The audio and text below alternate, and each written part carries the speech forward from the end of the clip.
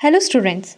The first chapter of 8th grade Resources and Development is Resources.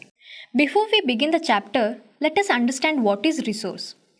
Look around you and observe. You will be able to identify many types of resources. The water you drink when you are thirsty, the electricity you use in your house, the rickshaw you use to get home from school, the textbook you use to study are all resources. So anything that can be used to satisfy a need is a resource.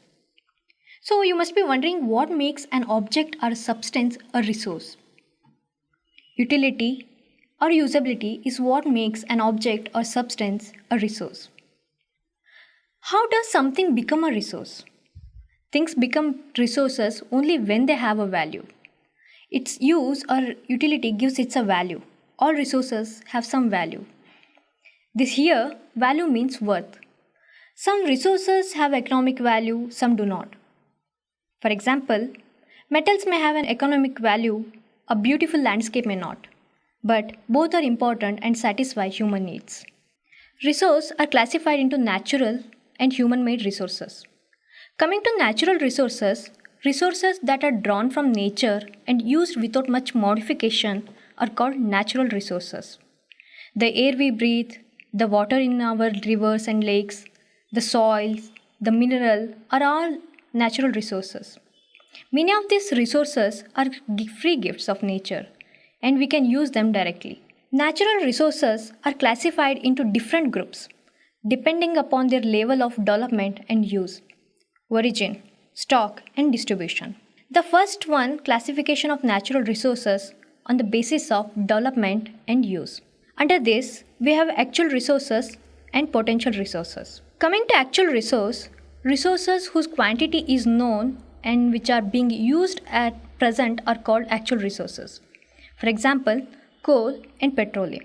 Coming to potential resources whose entire quantity may not be known, which are not being used at present, are called potential resources. Potential resources can be used in future once technology for that is properly developed. For example, uranium reserved in Ladakh. Next, we have classification of natural resources on the basis of origin. Abiotic resources and biotic resources. Abiotic resources which come from non-living sources. For example, soil, rocks, minerals. Coming to biotic resources, these are the resources which come from living beings. For example, milk, leather, timber, etc. Then we have classification of natural resources on the basis of their exhaustibility. Here we have classified into renewable resources and non-renewable resources.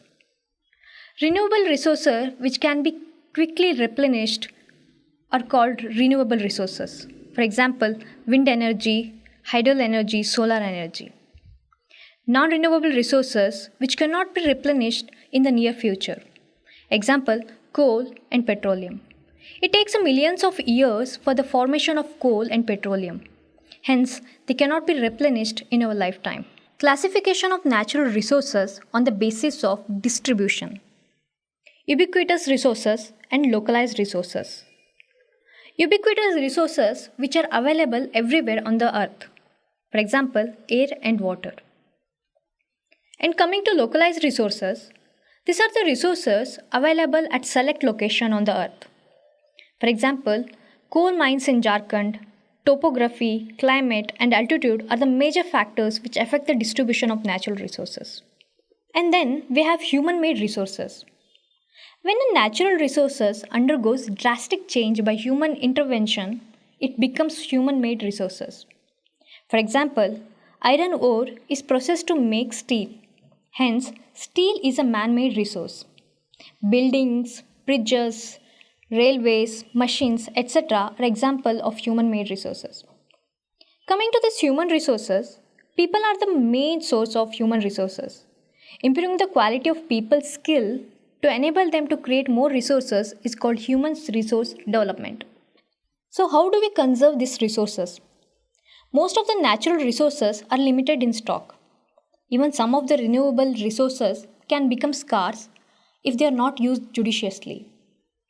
We are already facing shortage of water at many places. This is because we are exploiting excessive of water. Scientists predict that coal and petroleum are going to be exhausted in the near future. Hence, it is important to conserve the natural resources. Conservation not only secures human life but also the life of the future generations. Making a balance between our need and conservation of resources is called sustainable development. We should follow the following 3 R's of conservation for sustainable development. The first of R is reduce. Here, we should reduce our consumption. And the second R is reuse. Here, we should reuse as many items as possible. And third R is recycle. We should recycle discarded items whenever possible. So, it's our responsibility to maintain and preserve the life support system that nature provides. We need to ensure that all uses of renewable resources are sustainable. The diversity of life on the earth is conserved. The damage to natural environment system is minimized. With this, we wind up this chapter and learn many other ways to implement in your higher grades.